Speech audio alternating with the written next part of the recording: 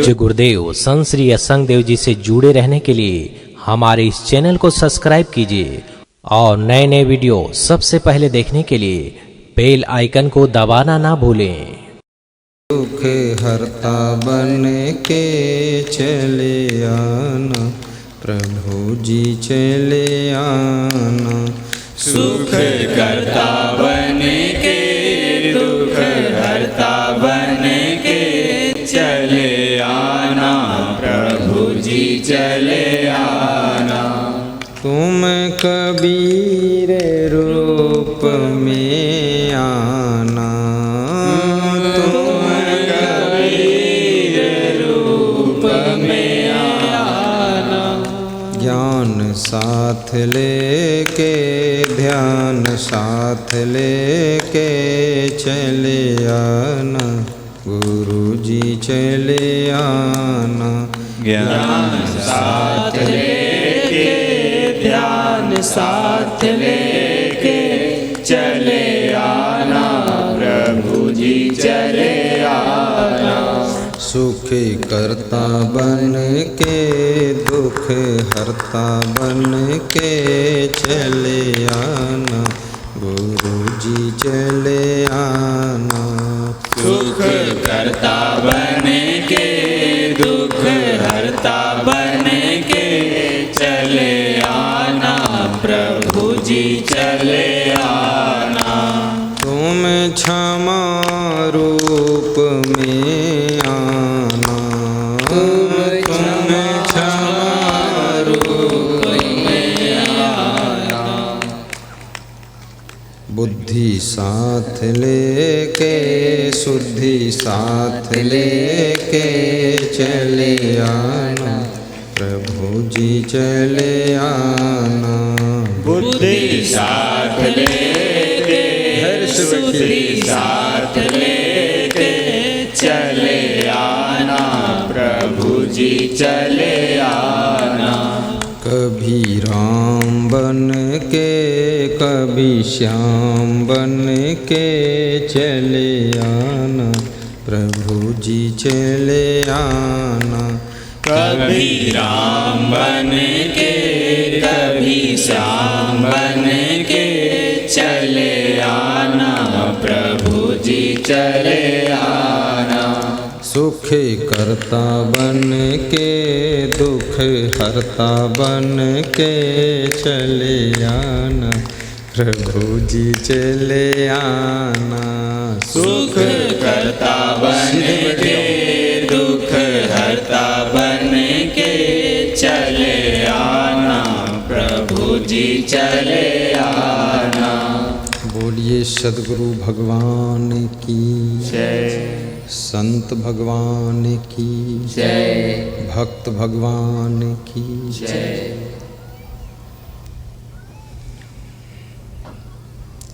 होली महोत्सव के उपलक्ष्य में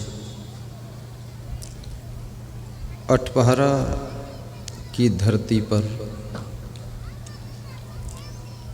विराट सुखद सत्संग संपन्न हो रहा, जिसमें बिहार के साथ साथ झारखंड प्रदेश के भी श्रोता आए, उत्तर प्रदेश आजमगढ़ से श्रोता आए भी। खड़े हो जाएं आजमगढ़ के श्रोता।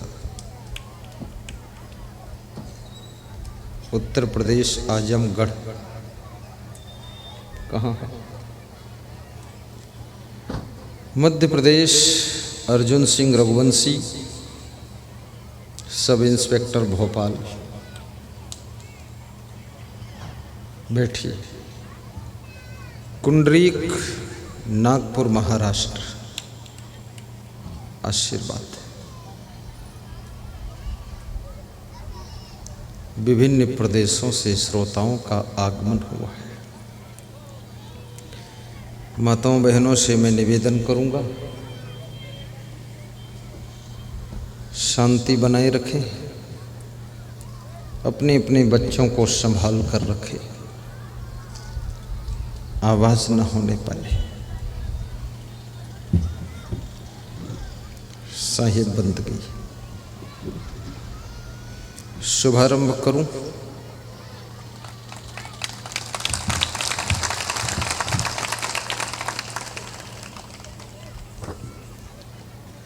आवाज सुनाई दे रही साफ साफ कि नहीं है?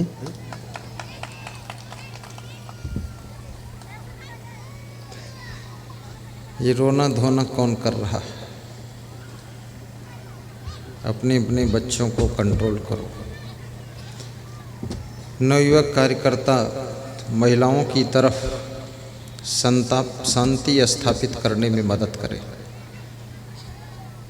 बेटियां जो कार्यकर्ता के रूप में चुनी गई हैं, जिनको बैज लगा हुआ है, वह भी शांति स्थापित करने में सहयोग करें।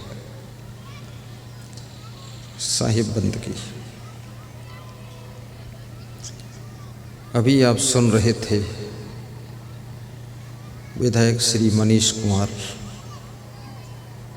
जी के मीठे शब्द। सबको बड़ी प्रसन्नता हुई।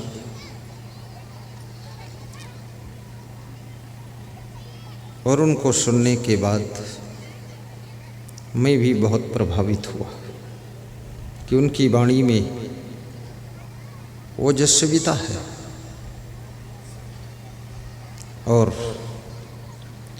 एक नेता होने के साथ साथ आपके सेवक भी हैं और संतों के भक्त भी हैं। उनके आने से अठपहरा निवासी बहुत प्रसन्न हुए। उनको धन्यवाद देते हुए सत्संग का शुभारंभ करता हूँ। ध्यान को एकाग्र करें। साहिब बंदगी।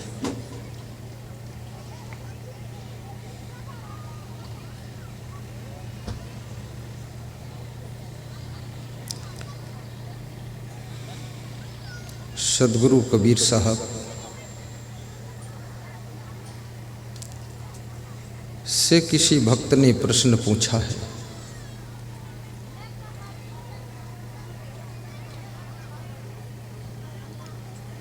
कि संसार में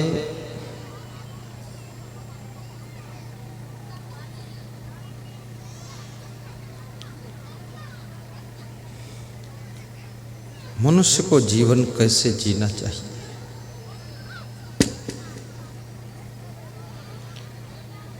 क्योंकि जीवन तो सबको मिल जाता है,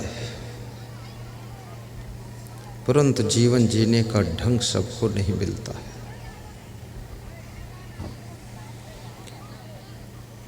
तो कबीर साहब कहते हैं, कबीर जब हम पैदा हुए जगह से हम रोए, ऐसे करनी कर चलो हम हंसे जग रोए। कबीर जब हम पैदा हुए जगह से हम रोए, ऐसी करनी करे चलो हम हंसे जग रोए।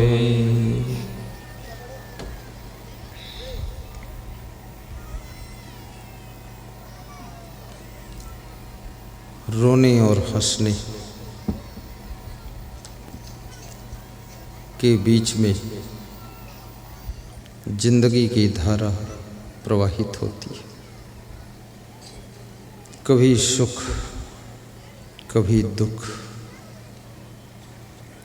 कभी रोना, कभी हंसना, कभी हर्ष, कभी शोक, कभी पीड़ा और कभी खुशी, कभी गम, कभी हानि, कभी लाभ,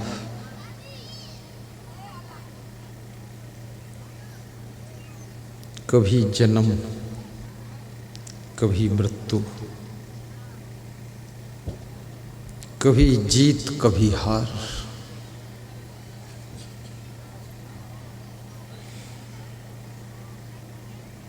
कभी प्रेम, कभी क्रोध, कभी गरीबी, कभी अमीरी। इसके बीच में जिंदगी गुजर जाती है। लेकिन कबीर साहब कहते हैं, जब तुम्हारा जन्म होता है तब तुम रोते हो,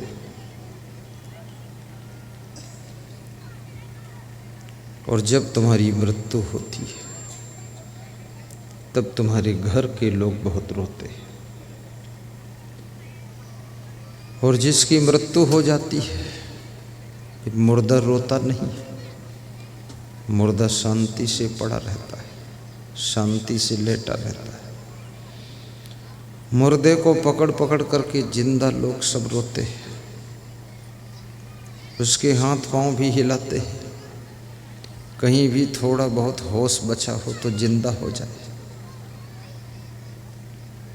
अपने सीने में भी मुक्का मारते हैं और 2-4 मुक्का मुर्दा के भी मारते हैं कि तो उठता क्यों नहीं। अब ये काम कौन करेगा?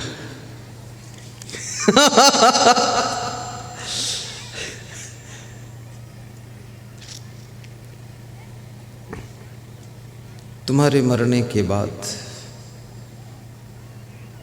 तुम्हारे परिजन, तुम्हारे कुटुंबीजन,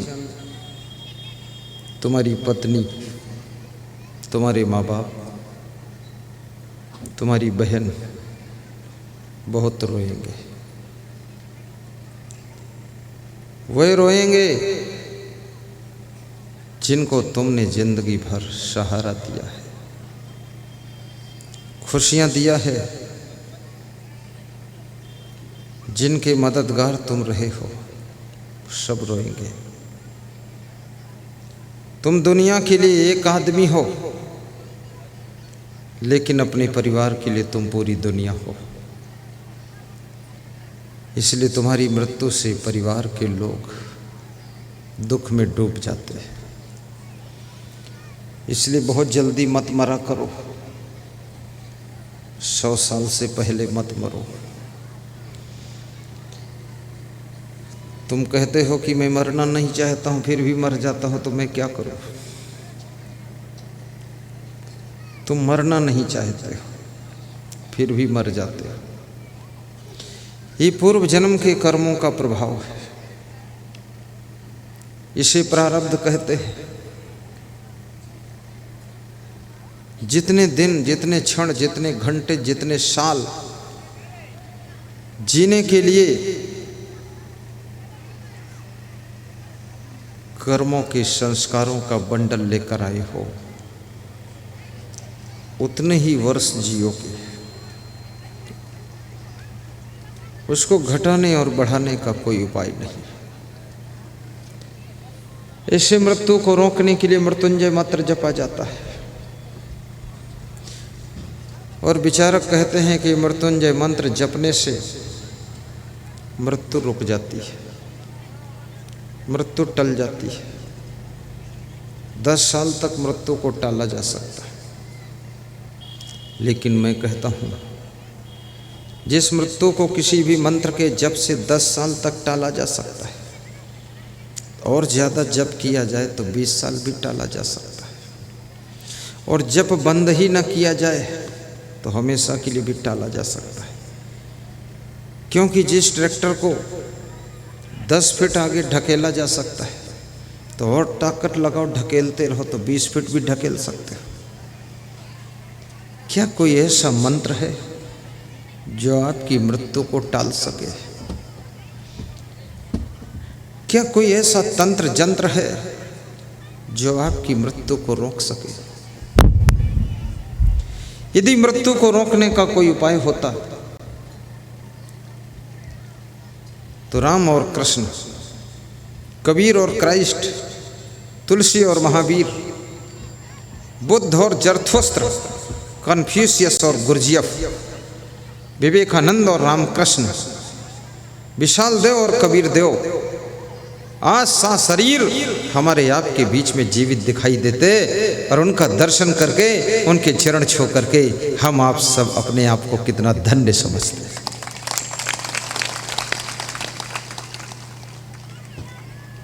मृत्यु को टालने का कोई उपाय नहीं, मृत्यु को आगे बढ़ाने का भी कोई उपाय नहीं।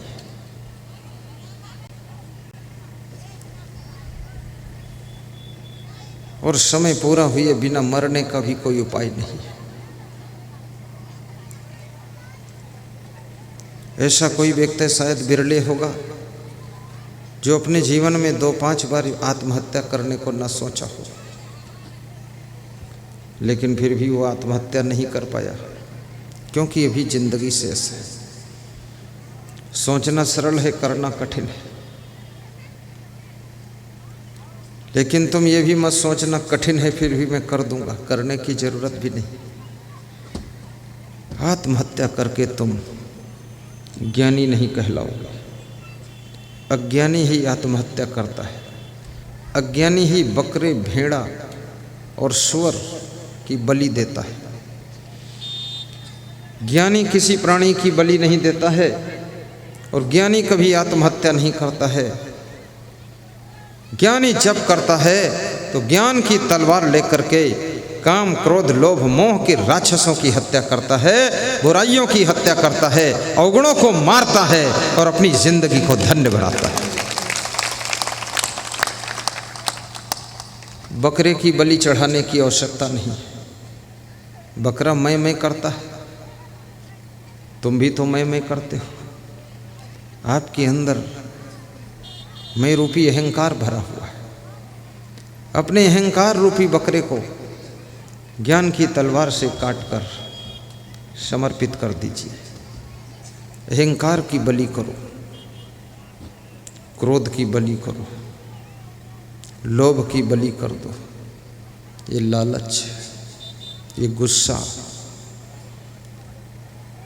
ये काम वासना, ये ईर्ष्या और द्वेष, और ये अभिमान।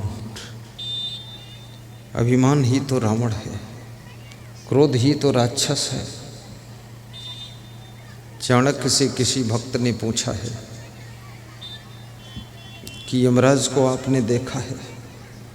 तो चाणक्य ने बहुत बड़ी बात कही है, क्रोधो वैवस्तो राजा। क्रोध यमराज का रूप है।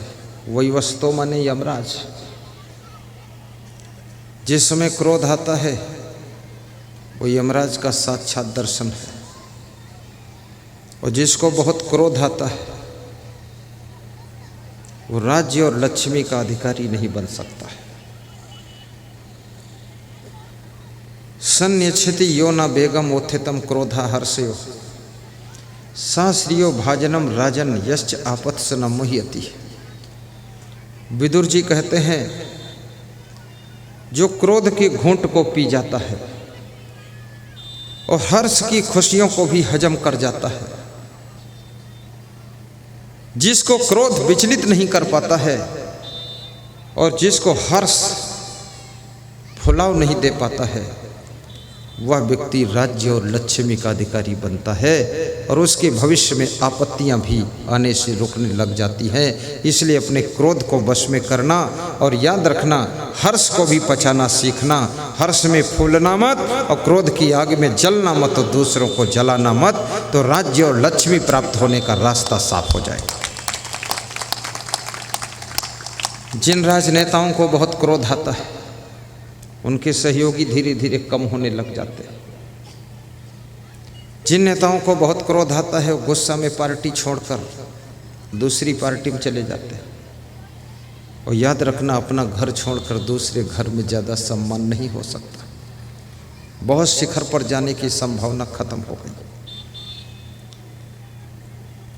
और जिनको बहुत क्रोध आता है वे एक नई पार्टी का निर्माण भी कर लेते हैं। इतनी पार्टियां कहाँ सफल होने वाली है। थोड़े दिन के बाद फिर उसी पार्टी में लौट आते हैं तो लोग कहते हैं घर वापस लौट आए। तो इनसे पूछो घर से बाहर गए क्यों थे? और जो एक बार घर से बाहर जा चुका है, बटबाहू हो गया, घुमक्कड़ हो गया, तफरी मारना सीख गया, वो घर वापस तो हुआ है लेकिन उसका कोई भरोसा नहीं कि फिर कब घर से बाहर ना हो जाए, वो फिर बाहर हो सकता है। और ये भी याद रखना, कितने लोग क्रोध में आकर काम करना बंद कर देते हैं कि मैं अब काम नहीं करूँगा। किसी ने उनको समझाया कि रोटी अच्छी बनाया करो, क्रोध आ गया कि मैं रोटी नहीं बनाऊंगी, तुम ही बना लो। किसी ने कहा गाड़ी थोड़ा ठीक से चलाया करो, चाबी फेंक दिया कि तुम चला लो, मैं नहीं चलाऊंगा, मुझे छूना ही नहीं। और किसी ने कहा कि भोजन जरा ठीक से किया करो, तो कभी नहीं छोड़ा और 2 रोटी ज़्यादा ठूस के खाया। और किसी ने कहा कि जरा समय पर जाग जाया करो, तो कभी नहीं कहा कि आज से सोऊंगा ही नहीं। और किसी ने समझाया कि कपड़े जरा साफ करके पहना करो, तो आज तक कहा ही नहीं कि आज से कपड़ा ही नहीं पहनूंगा, नंगा घूमूंगा। अगर तुमको झाड़ू लगाने के लिए किसी ने समझा दिया कि ठीक से लगाओ, तो झाड़ू लगाना छोड़ देते हो। और खाने के लिए किसी ने कहा कि खाना ठीक से खाओ, तो खाना क्यों नहीं छोड़ते हो? ये नाटक किसको दिखाते हो? गुस्सा में काम छोड़ने की आदत छोड़ दो। छोड़ना है। कभी ऐसी गुस्सा आ जाए तुमको, कहो कि आज से शराब कभी नहीं पीऊंगा। तुम्हारे घर के लोग कब से कहते हैं शराब छोड़ दो छोड़ दो, नहीं छोड़ रहे हो। गुटखा पुड़िया छोड़ दो, जुआ छोड़ दो, ताश छोड़ दो, झूठ बोलना छोड़ दो। जैसे हमारे मनीष कुमार कहते थे, मैं झूठ नहीं बोलता। ये मेरी ज़िंदगी का पहला नेता है जिसने झूठ नहीं बोलता हूँ ऐसा कहा है। नहीं तो मेरे मंच पर ऐसे ऐसे नेता आते हैं, कहते हैं थोड़ा तो बोलता ही है। पर ये बहुत बड़ी विशेषता है। झूठ बोले कौवा काटे, कबूतर उड़े, कोयल आए। झूठ छोड़ना कोई आसान बात है। और जिसने झूठ छोड़ दिया है तो समझो उसने ढेर सारी बुराइयों को छोड़ दिया है। कि बुराइयों को ढांकने के लिए तुम्हारा झूठ एक चादर का काम करता है। और जिसने झूठ की चादर फेंक दी है तो समझ लो उसने बुराइयों को भी खत्म कर दिया। और कबीर साहब कहते हैं जो झूठ न बोले और सच बोले तो सबसे बड़ा तपस्वी होता है। तो ये हमारे तपस्वी जी बैठे तपस्वी है। सांच बराबर तप नहीं, झूठ बराबर पाप। जाके हृदय सांच है ताके हृदय आप। और कबीर साहब ये भी कहते हैं कि झूठ झूठा कई डार हो, मिथ्या यह संसार, तही कारण मैं कहत हूँ जाते हो युवार। झूठ को झूठ समझकर छोड़ दीजिए। और इस संसार में झूठ कितना है। झूठ के साथ में ही तो लेन देन चल रहा है। ये शरीर भी तो झूठ ही है।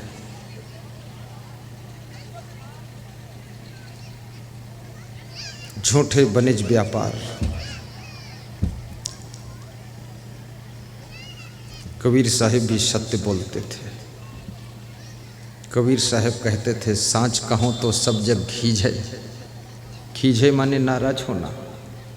कि सच कहता हूँ तो पूरा संसार खींचता है, नाराज होता है। तो किसी ने कहा सच मत कहो, झूठ कह दो। तो कबीर साहब ने कहा कि झूठ कहा न चाहिए, झूठ नहीं कह पाऊंगा। कबीर साहब ने कहा झूठ कहा न चाहिए, झूठ नहीं कहूँगा। तो समझाने वाले ने कहा कि तो न झूठ कहो न सच कहो, चुप रहो, कुछ मत कहो। जो ज़्यादा खिलाड़ी होते ना वो न झूठ बोलते न सच बोलते, चुप रहते। न पुण्य न पाप, खुशी अपने आप।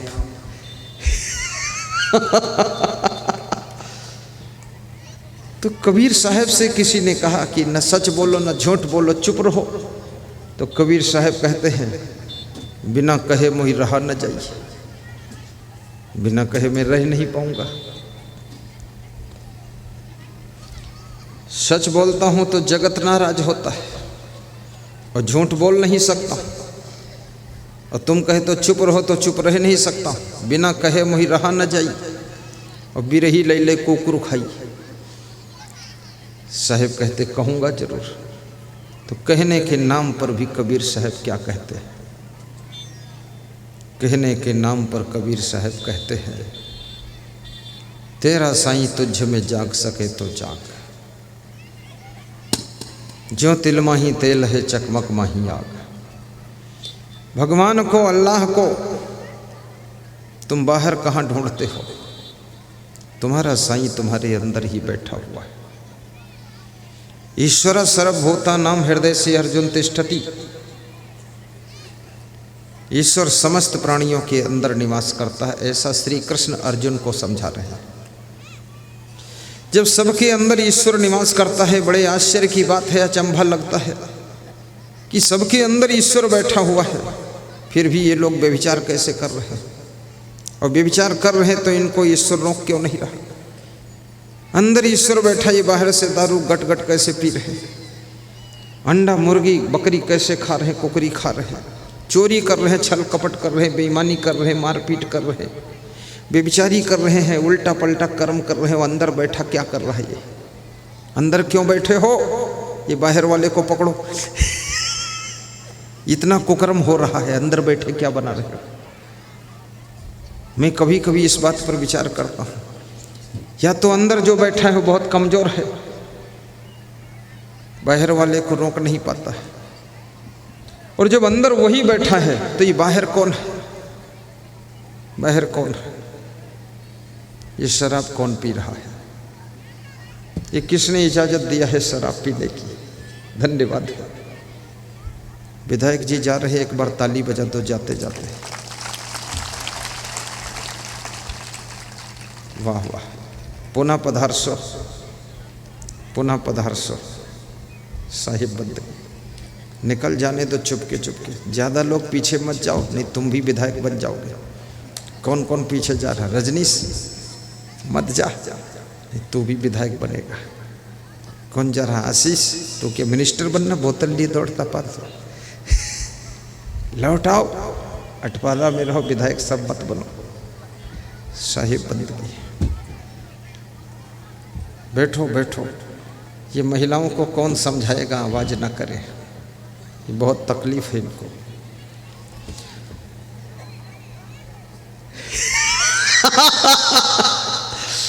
क्या ढूंढ रहे बन बन, गाइए, कोई मत जाइए। क्या ढूंढ रहे बन बन, घट घट में समाया है, घट घट में क्या है? आत्मा, मन और इंद्रियां। जब इंद्रियों का प्रभाव बढ़ जाता है तो आत्मा के विवेक की कौन सुनता है? जब मन का प्रभाव बढ़ता है तो इस आत्मा की आवाज़ को कौन सुनता है? आप कोई भी काम करने चलते हो, यदि अच्छा काम है तो अंदर से आवाज़ आती है इसको करो, बहुत सुख मिलेगा। यदि बुरा काम है तो अंदर से ब्रेक लगता है कि गलत तो है, मत करो। फिर भी मन की चंचलता के वशीभूत होकर, इंद्रियों के आकर्षण में आकर तुम गलतियां करते हो। परंतु ये अंदर जो आत्मा रूपी परमात्मा बैठा है, ये रोकता क्यों नहीं? ये रोक पाता क्यों नहीं? इसको रोकना चाहिए कि नहीं रोकना चाहिए? और फिर ये भी कहते हैं जैसा कर्म करोगे वैसा फल देगा भगवान। ये है गीता का ज्ञान। फिर ये भी लिखा हुआ है कि जो जस करे सो तस फल चाखा। ये तो खिचड़ी हो गया मामला। एक तरफ कहते हैं कि जैसा कर्म करोगे वैसा फल देगा भगवान, वैसा फल देगा अल्लाह, और दूसरी तरफ ये भी कहते हैं कि कर्म प्रधान विश्व रचि राखा, जो जस करे सो तस फल चाखा। तो जब कर्म प्रधान है और जो जैसा करे वैसा फल चखेगा, तो इसमें भगवान का क्या काम है, उसकी क्या ड्यूटी है? फिर भगवान को क्यों घुसेड़ रहे हो बीच में? दूसरी तरफ ये भी समझाते हो भगवान जितना देगा उतना ही मिलेगा, तो भगवान जितना देगा उतना ही मिलेगा, तो कर्म क्यों करते हो? तो कहते हैं कर्म किए बिना कुछ नहीं मिलेगा, भगवान देगा तो क्यों नहीं मिलेगा? भगवान है क्या? कौन है भगवान? कस्तूरी कुंडली बसे मृग ढूंढे बनमाई, ऐसे घट घट राम है दुनिया जाने नहीं। कबीर साहब कहते हैं घट घट में राम है, तो इस मठ मठ में कौन है? जब घट घट में राम है तो मस्जिद में कौन है? जब घट घट में राम है, जर्रे जर्रे में खुदा है, कण कण में राम है, तो ये बकरा मुर्गा गाय भैंसा के अंदर कौन है? जब हर कण में राम है और हर जर्रे में खुदा रहता है, तो ये बकरे मुर्दे के अंदर कौन रहता है? अंडे में कौन रहता है? अंडा क्या कण नहीं है? वो तो बहुत बड़ा कण है। क्या भैंसा और गाय जर्रा नहीं है? वो तो बहुत बड़ा जर्रा है। जब जर्रे जर्रे में खुदा है और कण कण में राम है, तो क्या बकरा मुर्गा भैंसा ये खुदा से जुदा है? इसमें भी तो खुदा है, और जब उसमें भी खुदा है, हम में खुदा, तुम में खुदा, सब में खुदा, जानवरों में खुदा, प्राणियों में खुदा, पंछियों में खुदा, और सब में खुदा, मनुष्यों में खुदा, हिंदुओं में खुदा, मुसलमानों में खुदा, और हिंदुओं में राम, मुसलमानों में राम, और बकरा मुर्गा अंडा सब में राम, कण कण में राम, सब जगह राम। तो फिर अंडा कैसे खाओगे? मुर्गा कैसे खाओगे? अंडा खाओगे तो राम को खा जाओगे, मुर्गा खाओगे तो खुदा को चबा जाओगे, क्योंकि जर्रा है उसमें। फिर भैंसा खाओगे तो राम खुदा को खा जाओगे। फिर मांस तो खा ही नहीं सकते। फिर तो जियो और जीने दो का फार्मूला लेना पड़ेगा कि खुद जियो, दूसरों को जीने दो। स्वामी महावीर यही कहते थे। कुरान शरीफ की पहली आयत कहती है बिस्मिल्लाह रहमान रहीम, कि वो रहमान रहम करने वाला अल्लाह है और रहम करने वाला रहमान है। तो रहमान किस पर रहम करता है? जो सभी नर नारियों के ऊपर रहम करता है, प्राणियों के ऊपर रहम करता है, रहमान उसके ऊपर रहम करता है। दया सिंधु की दया उसको मिलती है जो सृष्टि के सब प्राणियों के ऊपर दया रखता है, वही दया सिंधु की दया को पाता है। जिसके दिल में दया का खजाना नहीं, राम का नाम लेने से क्या फायदा? दान का हाथ आगे बढ़ाया नहीं, खाली माला हिलाने से क्या फायदा? दान का हाथ आगे बढ़ाया नहीं, खाली माला हिलाने से क्या फायदा? और जिसके दिल में दया का खजाना नहीं, राम का नाम लेने से क्या फायदा? कितनी बड़ी बात हो गई।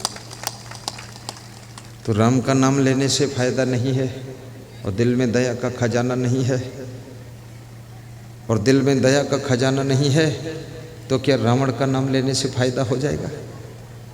तुम कहते हो राम का नाम लेने से क्या फायदा, दिल में दया नहीं।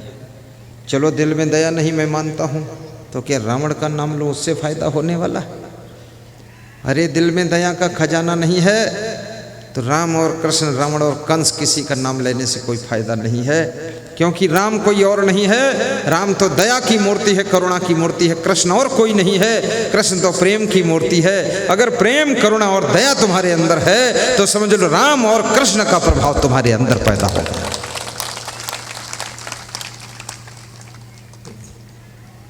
कबीर कौन है? दया की मूर्ति, करुणा की मूर्ति, ज्ञान की मूर्ति, वैराग्य की मूर्ति का नाम सदगुरु कबीर साहब है। और कबीर का नाम लेते ही तुमको कबीर साहब की महिमा याद आने लगती। शेर का नाम लेते ही शेर के गुण अवगुण सब याद आने लगते हैं। सांप का नाम लेते ही सांप की बनावट दिखाई देने लगती, उसका जहर याद आता।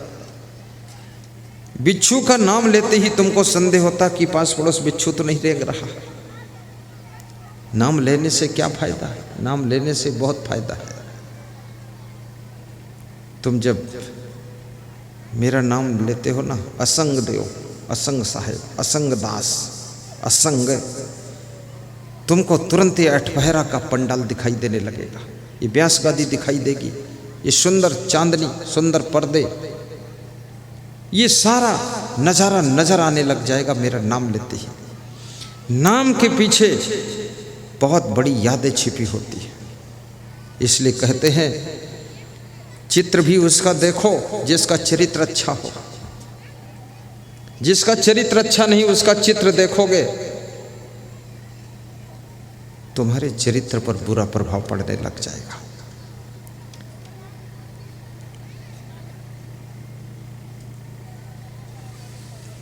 मैं निवेदन करूंगा, जो लोग हीरो हीरोइन के चित्र अपने घर में लगाते हैं उनको शायद पता नहीं है, उस हीरो हीरोइन के चित्र जब तुम्हारी पत्नी देखती है और उसके द्वारा नई संतान का जन्म होने वाला है तो उसके द्वारा चरित्रहीन ही पैदा होने वाला है। क्योंकि हीरो हीरोइन जैसे चरित्रहीनों का दर्शन करते करते उसके संस्कारों का प्रभाव गर्भावस्था में पलने वाले शिशु के ऊपर पड़ जाता है। उस समय भक्ति के गीत सुना करो, प्रवचन के शब्द सुना करो, महान पुरुषों के चित्र लगाकर दर्शन किया करो, भक्तों का दर्शन किया करो, गुरुदेव का चित्र लगाकर उसको देखा करो। तुम्हारे द्वारा जो संतान का जन्म होगा, कोई ध्रुव जैसा भक्त पैदा होगा, कोई मीरा जैसी भक्ताणी जन्म लेगी, कोई शिवरी जैसी श्रद्धा करने वाली बेटी का जन्म होगा, कोई प्रहलाद जैसा अखंड भक्ति लेकर के आत्मा पैदा हो जाएगा। इसलिए महान पुरुषों के चित्रों का दर्शन करना चाहिए। कितने लोगों के घरों में देखता हूँ घोड़ों के चित्र लगे, गधों के चित्र लगे, कौवा का चित्र लगा हुआ है। तो तुम्हारे घर में काक भुसंडी पैदा होगा। जंगली भैंसा का चित्र लगा है, पूरा घर भैंसा भैंस बना हुआ है। ये कैसे चित्र लगा रहे हो? ये चित्र व्यर्थ नहीं होते हैं, चित्र का भी प्रभाव होता है। इसलिए चरित्रवान का चित्र लगाओ, महान संत का चित्र लगाओ। जो गिरा गुजरा संत है, भ्रष्ट हो गया है संत, चरित्र से गिर गया है, जिसके नाम पे कलंक लग गया है, उसका चित्र निकाल करके कोसी नदी में प्रवाहित कर दो कि जाओ महाराज दया करो, बहुत दिन तुम्हारे चित्र की पूजा किया हूँ, क्षमा करना, तुम्हारा चरित्र पूजने योग्य नहीं रह गया। चित्र उसका पूजना चाहिए जिसका चरित्र उत्तम क्लास का, चरण उसके छूना चाहिए जिनके आचरण पवित्र क्लास के हों। और याद रखना, उनके समीप में बैठना चाहिए जिनके पास में बैठने से सदाचार की सुगंध मिलती है। अपने मुख की वाणी से उनका गुणगान करो, जो गुणवान हैं उनका गुणगान करो। भ्रष्टों का गुणगान करने से वाणी प्रदूषित हो जाती है, वाणी का तेज समाप्त होता है। जिन्होंने दुनिया में कुछ अच्छा किया है उनको धन्यवाद दीजिए। जो बहुत कुछ करने जा रहे हैं उनको करने के लिए आशीर्वाद दीजिए। जो कुछ नहीं करना चाहते हैं, आलसी निकम्मे लोग, उनका नाम मत लीजिए, आलसियों का, कुढ़िया लोगों का।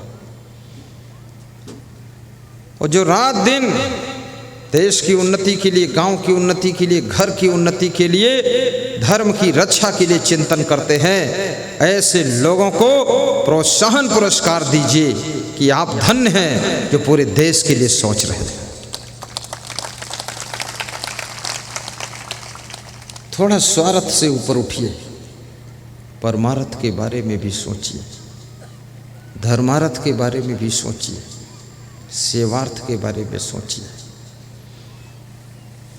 छत्तीसगढ़ के भक्त श्री शिवरी नारायण तीर्थ के भक्त बिल्लू अग्रवाल जी, कार्तिक राम यादव जी, वे कह रहे थे, धन जो कमाता हूँ धन का शुद्धिकरण करता हूँ, ये शरीर जो है इसका शुद्धिकरण करता हूँ, मन का शुद्धिकरण करता हूँ, वाणी का शुद्धिकरण करता हूँ। तो मैंने कहा कैसे शुद्धिकरण होता है? बोले धर्म के लिए जब धन दान करता हूँ तो धन शुद्ध हो जाता है। धर्म के कार्यों के लिए जब शरीर सेवा में लगाता हूँ तो शरीर शुद्ध होता है। भंडारा हो रहा था, दिगंबर साहू, शिवरी नारायण के, बिल्लू अग्रवाल, ये सब परोसने लगे। कार्तिक राम भोजन परोसने के बाद मुझसे आकर बोले कि गुरुदेव आज ज़्यादा अच्छा लगा, कल से अच्छा लगा। मैंने कहा क्या?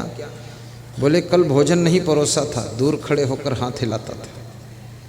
आज 2 घंटे तक स्वयं चावल और दाल परोसा हूँ। आज जो शरीर का शुद्धिकरण हुआ है, इन आँखों का शुद्धिकरण हुआ है, तमाम भक्तों का दर्शन किया हूँ। याद रखना, पवित्र भक्तों का दर्शन जब तुम करते हो, महान पुरुषों का दर्शन करते हो, किसी दिव्य गुरु का दर्शन करते हो तो आँखों का शुद्धिकरण हो जाता है। जब गुरु के अच्छे अच्छे गुणों का गुणगान करते हो तो वाणी का शुद्धिकरण हो जाता है। जब इन हाथों से तुम पवित्र आत्माओं की सेवा करते हो तो आपके हाथों का शुद्धिकरण हो जाता है। और पैरों से चल करके जब किसी सत्संग में जाते हो तो इन पैरों का शुद्धिकरण हो जाता है। और गाड़ी में बिठा करके सब सत्संगी भाइयों बहनों को ले जाते हो तो गाड़ी का भी शुद्धिकरण हो जाता है। जब तुम्हारे मकान में कोई संत और भक्त के चरण पड़ते हैं तो भवन का भी शुद्धिकरण हो जाता है। और जब धन संतों और भक्तों की सेवा भंडारा के लिए दान करते हो, अन्न का दान करते हो तो धन और अन्न का भी शुद्धिकरण हो जाता है। इसलिए इनका शुद्धिकरण करना चाहिए। लेकिन आलसी और कंजूस, लोभी और अभिमानी कभी शुद्धिकरण नहीं कर सकता है, वो तो और अशुद्ध कर देगा। किसी गांव में भागवत कथा चल रही थी, बहुत लोग सुनने के लिए आए थे। भागवत कथा समाप्त हुई, आरती हुई, भगवान की आरती। शंकर जी के मंदिर में शंकर जी की आरती होती है, कृष्ण के मंदिर में कृष्ण की आरती, दुर्गा के मंदिर में दुर्गा की आरती, और गुरु जी के दरबार में गुरु जी की आरती होती है। जय जय सत्य कबीर, आरत गरीब निवाज, साहेब आरती हो।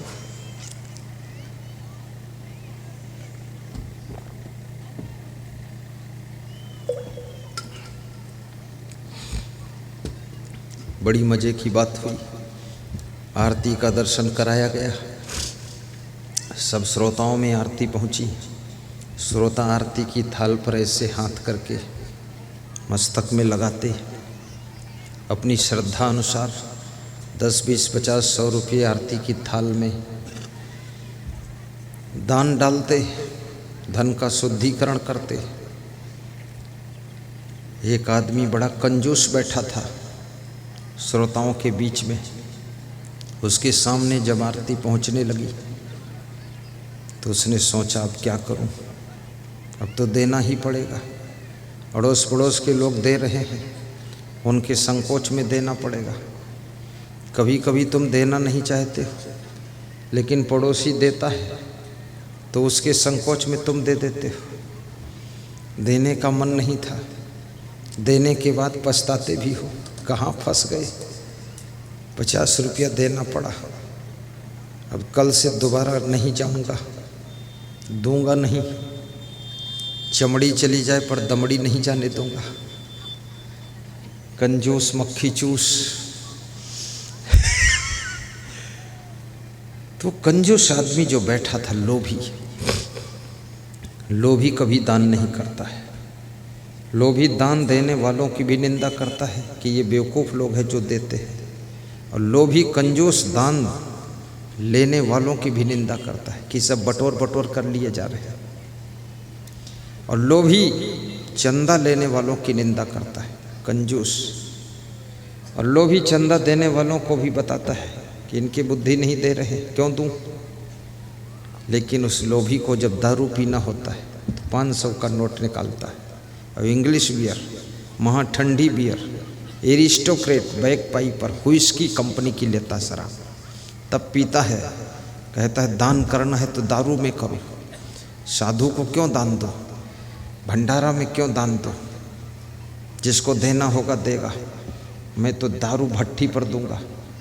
और खुद ही दारू की भट्टी बना हुआ है।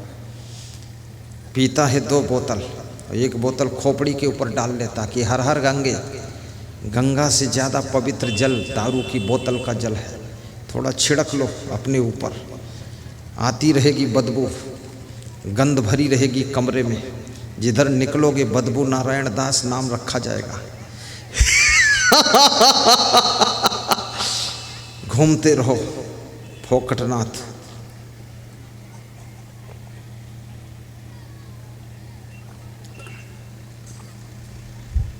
ये दान की निंदा वही करते हैं बहुत लोभी और कंजूस होते हैं। तो उस कंजूस के सामने जब आरती की थाल पहुंची तो उसने सोचा अब तो देना ही पड़ेगा, सामने ही आ गया। तो जेब में हाथ डाला और जेब से चवन्नी निकाला, चवन्नी 25 पैसे का सिक्का। अब तो चवन्नी कम बनती भी नहीं है, मिलती भी नहीं है, और चलती भी नहीं है। पुराने जमाने की कहानी है। चवन्नी निकाला, मुट्ठी में पकड़ा, जब तक थाल आई, गर्मी का महीना, हाथ का पसीना, और चवन्नी को देखा, चवन्नी भीग गई। मुट्ठी खोला, चवन्नी से बोला कि हे चवन्नी बहन, मैं तेरा भाई, तू मेरी बहन, आज तुझे त्याग करने जा रहा हूँ, आरती की थाल में डालने जा रहा हूँ। मेरे वियोग का तुझे बहुत दुख हुआ है, तू इतना रोई है कि मेरा हाथ भीग गया, गदेली भीग गई, सब चिपचिपा गए आंसू। तेरे दुख को देखा नहीं जा रहा है, तेरे आंसू देख करके सहा नहीं जा रहा है। दुनिया कुछ भी कहे भाड़ में जाने दो, मैं किसी को नहीं दूंगा तुझको। ले वापस जेब में रख लिया, बोला दूंगा नहीं।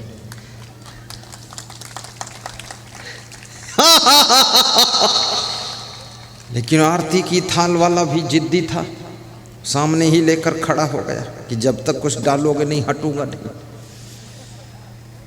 फिर सोचा अब क्या करूं, फिर हाथ जेब में डाला,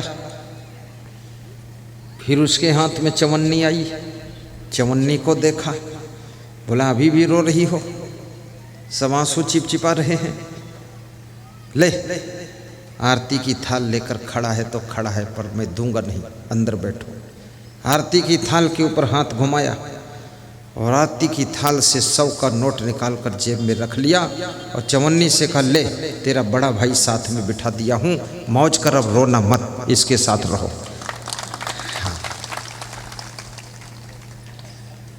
ये धन का शुद्धिकरण करने वाले लोग हैं, लोभी लोग, जो आरती की थाल से भी चुरा ले, जो दान डिब्बे में से चुरा ले, जो गुरु जी की दक्षिणा में से भी चुरा ले, और जो पुराने चप्पल भी किसी की चुरा ले, मोबाइल गिर जाए उसको रख ले, 50 रुपये किसी की गिर जाए उठा के चट्टा रख ले।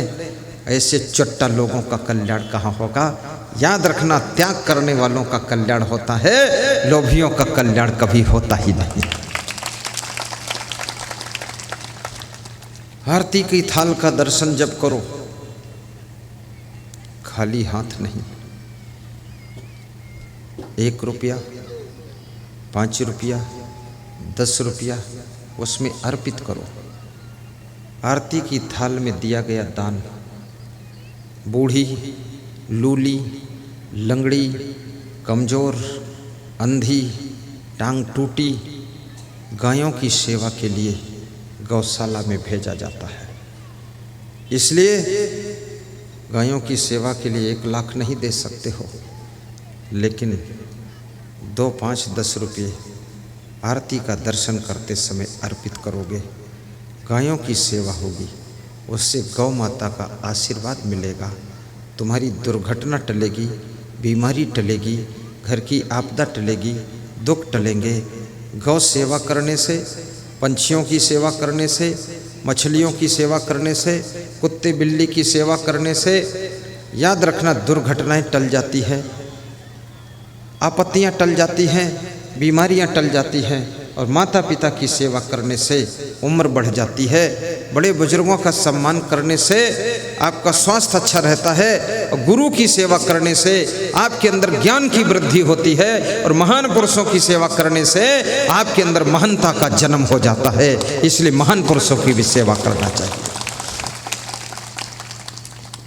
ताली थोड़ा जोर से बजाया करो। जितना जोर से ताली बजाओगे उतना गरम गरम भोजन खाने को मिलेगा, और जितना जोर से बजाओगे उतना सूरज भी गरम गरम गर्मी देगा। जितना जोर से बजाओगे उतना गुरु जी भी जोर से प्रवचन सुनाएंगे। तुम ताली बजाओ, हम भी दम लगा देंगे, दमादम मस्त कलंदर।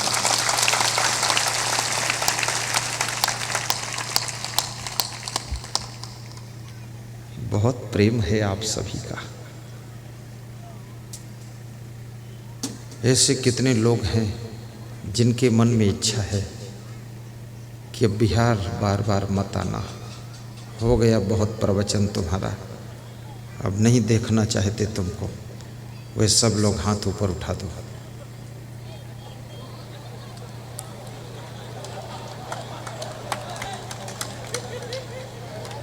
दो 200 महिलाओं ने हाथ उठाया है कि बिहार बार बार मत आना, तुमको देखना नहीं चाहती हूँ। तो या तो ये आंखें फोड़ लें तो मत देखें, या तो मैं ना आऊँ तो मत देखें। ये सुनती है, समझती है, क्या करती है कुछ पता नहीं, केवल हाथ उठा देती है। भोली भाली है बेचारी, वो इसलिए हाथ उठाती है। भाई हाथ उठाने का मतलब स्वीकार है, अब क्या कह रहे हो ये नहीं पता। मैं क्या कह रहा हूँ समझो तो भोली देवी। मैं कह रहा हूँ जितने लोगों के मन में इच्छा है कि बिहार में बार बार मत आना, यहाँ दिखाई मत देना, दोबारा प्रवचन करने मत आना, वही लोग हाथ ऊंचा करके बताओ कौन कौन लोग गुरु जी को मना कर रहे हैं आने के लिए, वो हाथ उठाएं। और जो चाहते हैं कि आना, वह लोग हाथ मत उठाएं। कोई नहीं उठाया, सब चाहते आना आना, लेकिन अठपहरा मत आना, चौपहरा आना, सनहोला आना।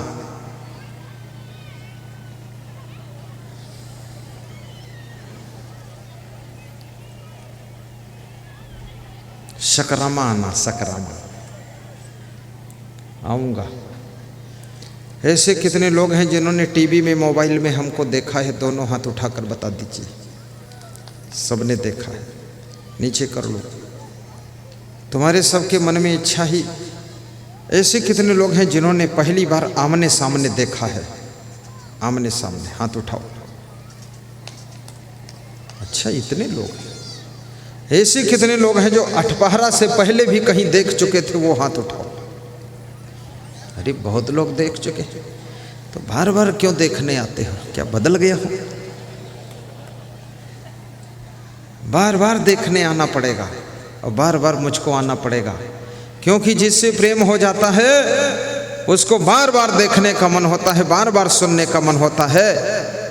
और संत को भी जिस प्रदेश से प्रेम हो जाता है उस प्रदेश में बार बार भक्तों को देखने के लिए संत का भी मन होता है कि बिहार जाऊं, झारखंड में जाऊं, और बार बार अपने भक्तों को, गोड्डा के दिनेश को भी देखूं, गणेश को भी देखूं, और सबको देखूं, ऐसी उनकी भी इच्छा होती है। आशीर्वाद है। ये गोड्डा के हमारे आयोजक भक्त गणेश राम जी हैं। इन्होंने बहुत बड़ा प्रोग्राम मेरा करवाया था। बैठो, धन्य हो। देवघर में प्रोग्राम की मांग है। सुनील सिंह, शशि सिंह राजपूत ने मांग रखा है। दुमका जिले में भी मांग है। श्री कृष्ण मुकुंद द्विवेदी जी, राजेश मिस्त्री जी आदि ने मिलकर के मांग किया है कि दुमका सिटी में जिला सम्मेलन करूंगा। बंदरा गांव में मांग है। झारखंड दुमका जिले का गांव है बंदरा। लोमड़वा गांव में मांग है।